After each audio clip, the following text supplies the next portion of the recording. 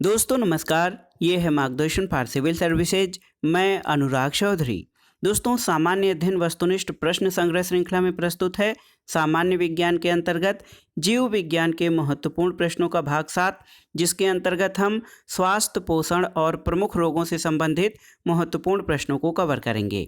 दोस्तों, ये video UPPCS प्रारंभिक परीक्षा, आरओ यानी समीक्षा अधिकारी, सहायक समीक्षा अधिकारी, लोअर पीसीएस, अधीनस्थ सेवा चयन आयोग द्वारा आयोजित की जाने वाली विभिन्न परीक्षाओं के साथ साथ अन्य राज्य लोक सेवा आयोग द्वारा आयोजित परीक्षाओं के लिए बहुत ही उपयोगी है। तो आइए शुरू करते हैं सामान्य अध्ययन वस्तुनिष्ठ प्रश्न संग्रह श्रृंखला में एनसीईआरटी आधारित जीव विज्ञान के महत्वपूर्ण प्रश्नों का भाग 7। दोस्तों, आज की वीडियो का जो पहला प्रश्न है, देखिए, बहुत ही महत्वपूर्ण है कि पोषण यानी न्यूट्रिशन का उद्देश्य क्या है। ऑप्शन है आपके शरीर की वृद्धि एवं विकास, शारीरिक क्रियाओं हेतु ऊर्जा की पूर्ति, रोगों से सुरक्षा और उपर्युक्त सभी।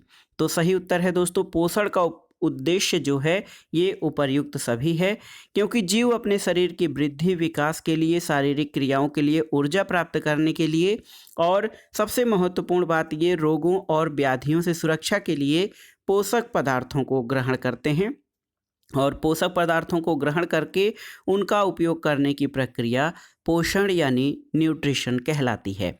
तो पोषण का उद्देश्य शरीर की वृद्धि विकास, शारीरिक क्रियाओं हेतु ऊर्जा की पूर्ति और रोगों से सुरक्षा, ये सभी है। अगला प्रश्न है, भोजन की प्रकृति और उसके उपयोग की विधि के आधार पर जंतुओं में पोषण का एक प्रकार नहीं है। ऑप्शन है, देखिए, पूर्ण भोजी पोषण, परजीवी पोषण, प्रकाश संश्लेषण या मृत्युपजीवी पोषण। तो सही उत्तर है दोस्तों, भोजन की प्रकृति और उसके उपयोग की विधि के आधार पर प्रकाश संश्लेषण जंतुओं में पोषण का प्रकार नहीं है। दोस्तों, भोजन की प्रकृति और उसे ग्रहण करने की विधि के आधार पर जंतुओं में पोषण 3 प्रकार का होता है। एक तो होलोजोइक न्यूट्रिशन यानी पूर्णभोजी पोषण, ये पौधों और जंतुओं से प्राप्त भोजन को ठोस अथवा तरल रूप में ग्रहण करने की विधि है और इसके अंतर्गत शाकाहारी, मांसाहारी और सर्वाहारी तथा अपमार्जक जंतु आते हैं। परजीवी पोषण क्या है, तो इसके अंतर्गत दोस्तों आप समझ लीजिए कि एक जंतु किसी अन्य जंतु के साथ अस्थायी अथवा अस्थायी संपर्क बनाकर उससे अपना भोजन प्राप्त करता है, जैसे बाह्य परजीवी, जोंक, जू, मच्छर, और आंतरिक परजीवी जैसे गोल कृमि, फीता कृमि आदि। तो ये परजीवी पोषण है। और तीसरा मृतोपजीवी पोषण। इस पोषण विधि में जंतु मृत जंतुओं और पादपों के शरीर से कार्बनिक पदार्थों का अवशोषण करते हैं। इनमें कवक और जीवाणु आते हैं। तो दोस्तों, भोजन की प्रकृति और उसके उपयोग की विधि के आधार पर जंतुओं में पोषण के प्रकार पूर्णभोजी पोषण, परजीवी पोषण और मृतोपजीवी पोषण है। प्रकाश संश्लेषण इसमें शामिल नहीं है। अगला प्रश्न है, पोषण की किस विधि को दोस्तों प्राणी संपोषण भी कहा जाता है। ऑप्शन है, परजीवी पोषण, पूर्णभोजी पोषण, मृतोपजीवी पोषण या प्रकाश संश्लेषण। तो सही उत्तर है दोस्तों, पोषण की पूर्णभोजी पोषण विधि को प्राणी संभोजन पोषण भी कहा जाता है। और दोस्तों, इस पोषण विधि में जंतुओं द्वारा जटिल कार्बनिक पदार्थों का ग्रहण करके उनका पाचन और अवशोषण किया जाता है। प्राणी संपोषण के 5 चरण हैं। पहला नंबर अंतर्ग्रहण, पाचन, अवशोषण, स्वांगीकरण और बहिष्करण। अगला प्रश्न है दोस्तों, ऊर्जा प्रदान करने वाले पोषक तत्व कौन से हैं। देखिए, प्रोटीन, कार्बोहाइड्रेट, खनिज और विटामिन। तो दोस्तों, इसमें से देखा जाए तो ऊर्जा प्रदान करने वाले पोषक तत्व, इसमें कार्बोहाइड्रेट प्रमुख है। ऑप्शन बी आपका सही उत्तर है। दोस्तों, जंतुओं द्वारा ग्रहण किया जाने वाला भोजन अनेक पोषक पदार्थों का जटिल मिश्रण होता है और इसमें देखिए, भोजन के सम्मिलित पोषक तत्वों को शरीर में उनके कार्यों के आधार पर बांटा जा सकता है। ऐसे भोज्य पदार्थ जो शरीर को ऊर्जा प्रदान करते हैं वो कार्बोहाइड्रेट और वसा हैं। शरीर का निर्माण करने वाले पदार्थ प्रोटीन हैं। उपापचय प्रक्रिया को नियंत्रित रखने वाले पदार्थ जल, विटामिन और खनिज हैं।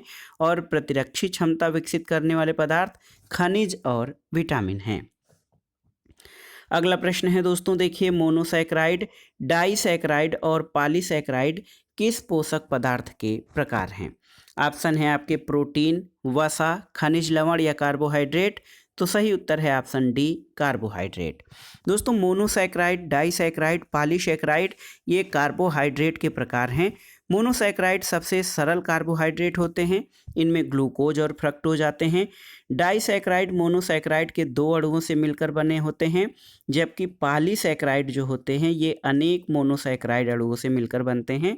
और कार्बोहाइड्रेट जल अपघटन के द्वारा ग्लूकोज में विघटित हो जाता है और इस तरह ये ऊर्जा उत्पादन के लिए संग्रहित ईंधन का कार्य करते हैं। इनमें मंड, सेलुलोज, काइटिन और ग्लाइकोजन आदि शामिल हैं। अब आइए अगले प्रश्न पर आते हैं दोस्तों। कौन सा पोषक पदार्थ कोशिकाओं की वृद्धि और मरम्मत करता है? तो ऑप्शन बताने की आवश्यकता नहीं है, आप जानते हैं दोस्तों प्रोटीन जो होता है ये कोशिकाओं की वृद्धि और मरम्मत का कार्य करता है। और दोस्तों प्रोटीन नाइट्रोजन युक्त जटिल पदार्थ हैं जो 20 एमिनो अम्लों के अनेक संयोजन से बने होते हैं। प्रोटीन हीमोग्लोबिन के रूप में गैसीय जो है संवहन का कार्य भी करते हैं और हार्मोन के संश्लेषण में भाग लेते हैं। प्रोटीन के जो प्रकार हैं उनमें एंजाइम, हार्मोन और एंटीबॉडी प्रोटीन, संरचनात्मक प्रोटीन, परिवहन प्रोटीन आदि होते हैं। तो याद रखिएगा दोस्तों, वो पोषक पदार्थ जो कोशिकाओं की वृद्धि और मरम्मत करते हैं उनमें प्रोटीन महत्वपूर्ण है। अगला प्रश्न है, अधिकांश प्राणियों के जीवित पदार्थ का लगभग 80% भाग किसका होता है? तो उत्तर है प्रोटीन का। दोस्तों अधिकांश प्राणियों के शरीर में जीवित पदार्थ यानी कार्बनिक पदार्थ में सर्वाधिक मात्रा किसकी? प्रोटीन की पाई जाती है और सभी जीवित कोशिकाओं में प्रोटीन अनिवार्य रूप से उपस्थित होता है। अगला प्रश्न है, निम्नलिखित में से किसके उपापचयी प्रक्रम से अधिकतम ऊर्जा मिलती है? ऑप्शन है कार्बोहाइड्रेट, वसा, प्रोटीन या खनिज।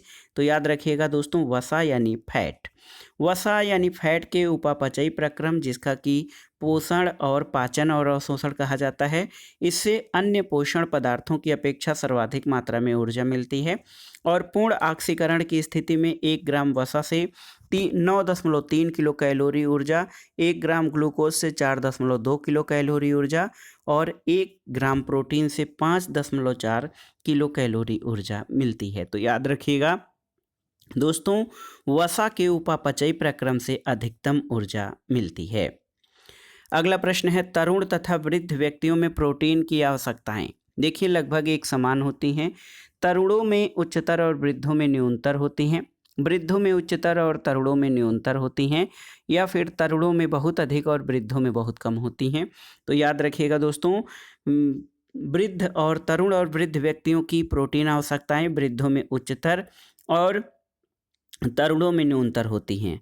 आप जान लीजिए दोस्तों कि वृद्ध व्यक्तियों को तरुण यानी युवा लोगों की अपेक्षा अधिक प्रोटीन की आवश्यकता होती है, क्योंकि वृद्धावस्था में उनके शरीर में मांसपेशियां और हड्डियां कमज़ोर हो जाती हैं और शरीर में प्रोटीन संश्लेषण की दर भी कम हो जाती है।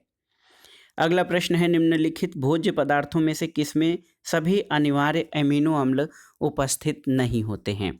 चावल, दूध, अंडा और सोयाबीन। तो सही उत्तर है ऑप्शन ए चावल। दोस्तों प्रोटीन का निर्माण करने वाले 20 एमिनो अम्लों में से 9 को अनिवार्य एमिनो एसिड कहा जाता है और ऐसे खाद्य पदार्थ जिनमें इन 9 अनिवार्य अमीनो अम्लों की उपस्थिति प्रचुर मात्रा में होती हैं वे संपूर्ण प्रोटीन कहलाते हैं। इनमें दूध, मछली, अंडा, मांस और सोयाबीन आदि खाद्य पदार्थों में ये सभी अनिवार्य अमीनो अम्ल पाए जाते हैं। देखिए ये जो है चावल में नहीं पाए जाते हैं ये सभी अनिवार्य अमीनो अम्ल। 9 अनिवार्य एमिनो अम्लों में ट्रिप्टोफैन, थ्रियोनीन, आइसोस्यूलिन, ल्यूसिन, लाइसिन, मेथियोनिन और सिस्टीन, फेनिलिन और टायरोसिन, वैलिन और हिस्टिडीन ये अनिवार्य अमीनो एसिड हैं। अगला प्रश्न है, निम्नलिखित में से कौन प्रोटीन को विकृत नहीं करता है?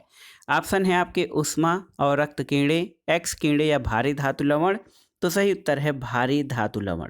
दोस्तों प्रोटीन का निर्माण अमीनो अम्लों के संयोजन से होता है आप जानते हैं, और अमीनो अम्ल कार्बन, हाइड्रोजन, ऑक्सीजन और नाइट्रोजन के संयोग से बनते हैं और कभी कभी इनमें गंधक भी पाया जाता है और ये भारी धातु लवण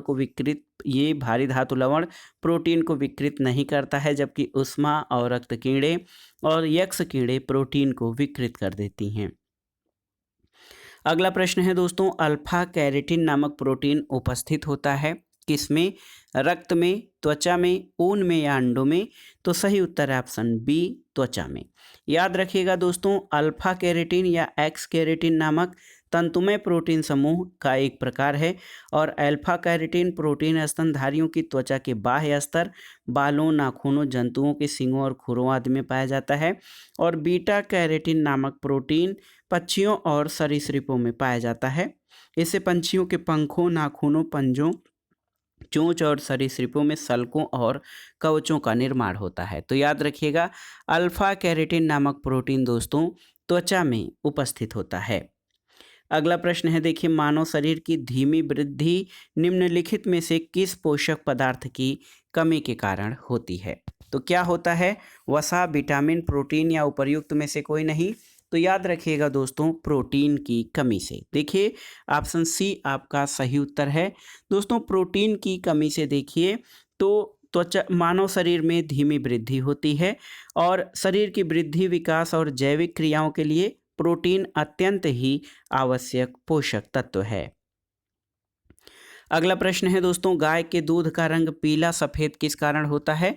तो आप जानते हैं गाय के दूध का जो रंग होता है पीला सफ़ेद, ये कैसीन के साथ कैरोटीन नामक वर्णक की उपस्थिति के कारण होता है। आप जानते हैं दूध में कैसीन प्रोटीन होती है और इसके कारण दूध का रंग सफ़ेद होता है, जबकि कैरोटीन नामक प्रोटीन की उपस्थिति के कारण इसका रंग हल्का पीला होता है। और दोस्तों, गाय के दूध में वसा की मात्रा भैंस के दूध की अपेक्षा कम होती है और गाय के दूध में लगभग 3.5 से 4% वसा होती है, जबकि भैंस के दूध में लगभग 7.2% वसा होती है। अगला प्रश्न दोस्तों, सूची 1 का सूची 2 से सुमेलन कराना है। लैक्टोज दोस्तों दूध का मीठापन लैक्टोज के कारण होता है।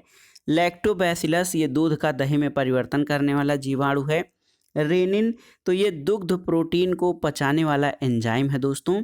और कैसीन इसी प्रोटीन के कारण दूध का रंग सफ़ेद होता है। तो याद रखिएगा, ऑप्शन कौन सा सही हो जाएगा? देखिए, 3, 4, 1 और 2 ऑप्शन देख लेते हैं। ऑप्शन डी आपका सही उत्तर हो जाएगा। अगला प्रश्न है दोस्तों, निम्न में से कौन सा आहार मानव शरीर में नए ऊतकों की वृद्धि के लिए पोषक तत्व प्रदान करता है? फल, सब्जियां, पनीर या मिठाई? तो सही उत्तर है ऑप्शन सी, पनीर। देखिए दोस्तों, शरीर में नए ऊतकों की वृद्धि और क्षतिग्रस्त ऊतकों की मरम्मत के लिए किस पोषक तत्व प्रोटीन की आवश्यकता पड़ती है? और आप जानते हैं कि पनीर में प्रोटीन की उच्च मात्रा पाई जाती है, इसलिए ये मानव शरीर में नए ऊतकों की वृद्धि के लिए आवश्यक पोषक तत्व प्रदान करता है। दूध से पनीर का निर्माण लैक्टोबैसिलस लैक्टिस और ल्यूकोनोस्टाक्सेट्रिबोरम नामक जीवाणुओं के द्वारा दूध के किण्वन के माध्यम से होता है। अगला प्रश्न है दोस्तों, विटामिन्स क्या होते हैं आपको बताना है। तो सही उत्तर है, विटामिन्स दोस्तों कार्बनिक यौगिक होते हैं। और सबसे पहले 1900 देखिए 1892 में दोस्तों कैसिमिर फंक ने विटामिन शब्द का प्रयोग किया था। और विटामिन जटिल कार्बनिक यौगिक हैं और देखिए दोस्तों, ये शरीर की उपापचयी क्रियाओं में समुचित क्रियान्वयन के लिए आवश्यक होते हैं और विटामिन शरीर में संश्लेषित नहीं होते, इसलिए ये भोजन के माध्यम से ग्रहण किए जाते हैं। विटामिन को सहायक आहार भी कहा जाता है। तो विटामिन दोस्तों जटिल कार्बनिक यौगिक होते हैं। अगला प्रश्न है, निम्नलिखित में से कौन सा विटामिन और उसकी कमी से होने वाले रोगों में सुमेलित नहीं है? देखिए, कैल्सीफेरॉल विटामिन यानी विटामिन डी की कमी से अस्थिर रुग्णता सही है। नियासिन की कमी से पेलाग्रा यानी चर्मग्राह रोग। कोबालमिन दोस्तों इसकी कमी से संघातिक रक्ताल्पता सही है। और राइबोफ्लोविन की कमी से बेरी ये आपका सही सुमेलित नहीं है। क्यों? क्योंकि राइबोफ्लेविन या विटामिन B2 के कमी से किलोसिस नामक रोग होता है। बेरी रोग विटामिन B1 या थायमिन की कमी से होता है। अन्य सभी जो ऑप्शंस हैं वो सुमेलित हैं। अगला प्रश्न बहुत ही आसान सा प्रश्न है कि खट्टे फलों में कौन सा विटामिन पाया जाता है? तो आप जानते हैं दोस्तों, खट्टे फलों में विटामिन सी यानी एस्कॉर्बिक एसिड पाया जाता है। नींबू, संतरा, पपीता, अनानास इनमें विटामिन सी होता है। विटामिन सी को एस्कॉर्बिक एसिड भी कहा जाता है। यह कोलेजन नामक संरचनात्मक प्रोटीन के निर्माण, लौह के अवशोषण, घाव भरने और त्वचा के स्वास्थ्य के लिए बहुत ही जरूरी है। और शरीर में विटामिन सी की कमी से कौन सा रोग? स्कर्वी रोग होता है। अगला प्रश्न है, निम्नलिखित विटामिनों में से कौन सा शरीर में भंडारित नहीं होता है? आपको बताना है।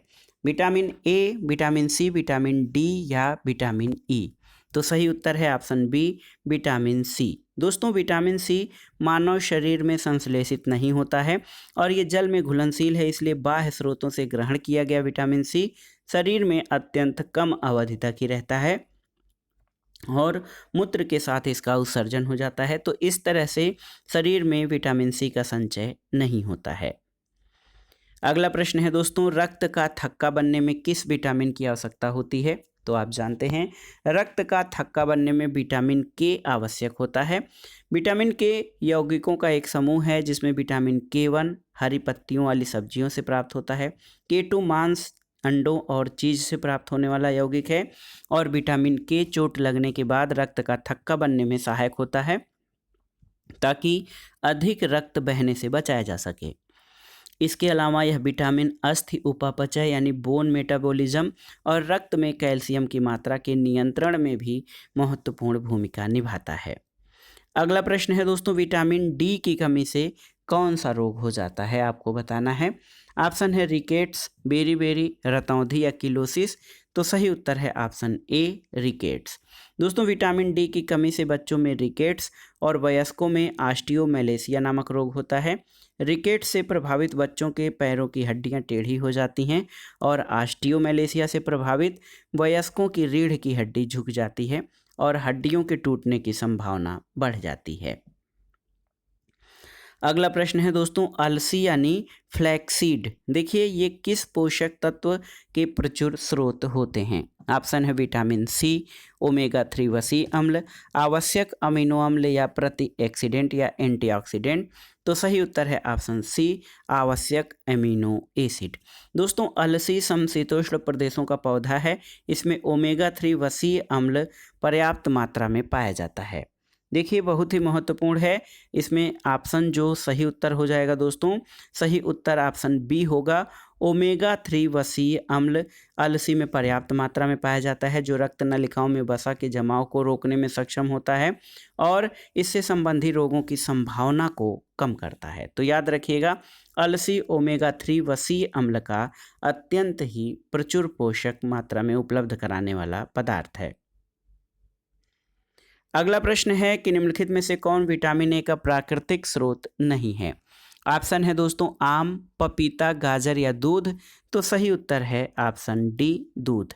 आम, पपीता और गाजर विटामिन ए के प्राकृतिक स्रोत हैं, जबकि दूध विटामिन ए का प्राकृतिक स्रोत नहीं है। विटामिन ए की कमी से रतौंधी या नाइट ब्लाइंडनेस नामक रोग होता है।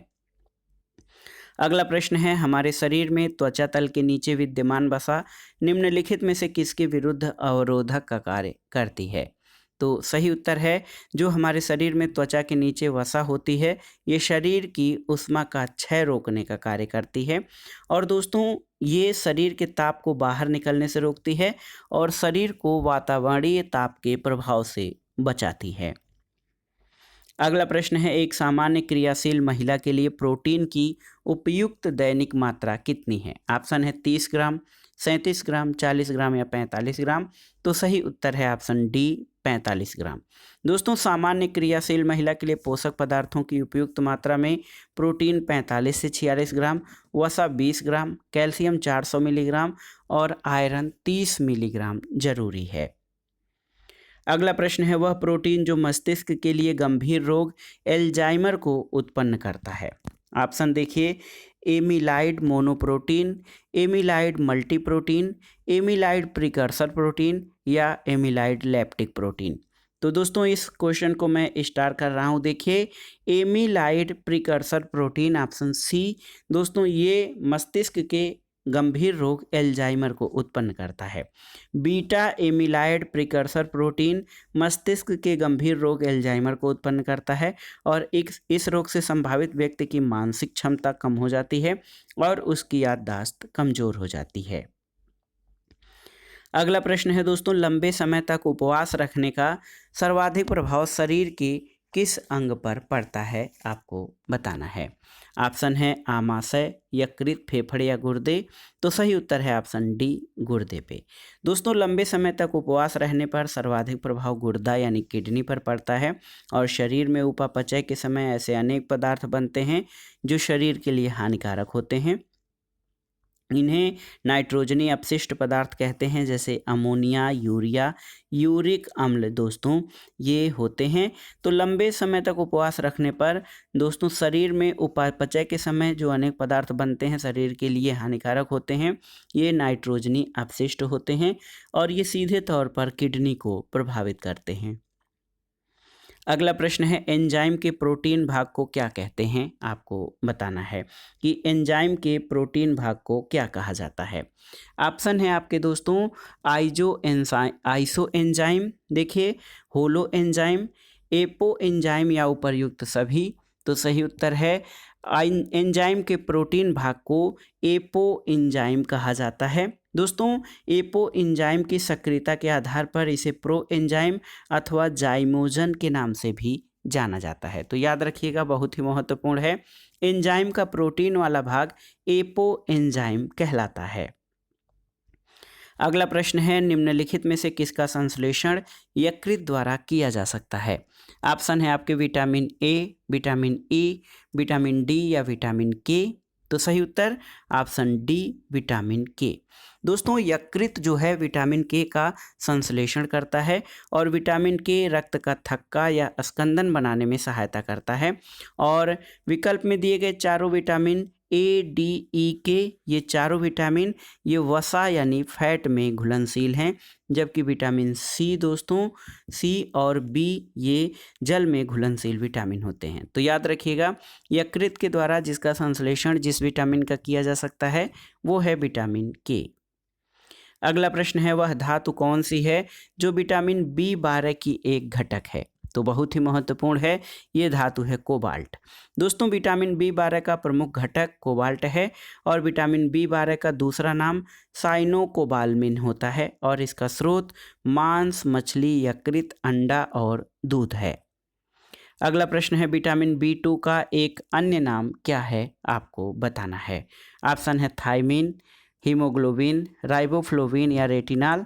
तो सही उत्तर ऑप्शन सी, राइबोफ्लेविन।